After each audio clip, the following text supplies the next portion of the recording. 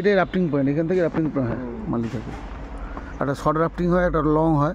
শর্টটা 3 kilometre আর long ওই যেমন আসছে আমার রাফটিং, না লং হচ্ছে যে 7 কিলোমিটার। 3 কিলোমিটার 4000 টাকা করে নেয়, আর লংটা 1000 বেশি নেয়, 5000 টাকা।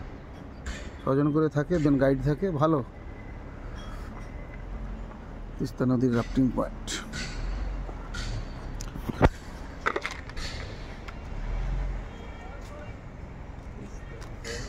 তিস্তা রিভারের উপর রাফটিং পয়েন্টে রয়েছি আমরা। যদি রাফটিং করছি না, কোনো এক সময় করবো, কিন্তু সিনারিটা দেখুন দুর্দান্ত।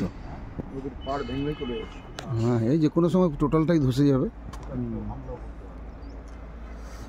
দারুণ দৃশ্য, রাফটিং পয়েন্ট দেখতে থাকুন। পরের ক্লিপস আবার কিছু দেখাবো, দেখতে থাকুন। সুস্থ থাকুন, ভালো থাকুন, নমস্কার।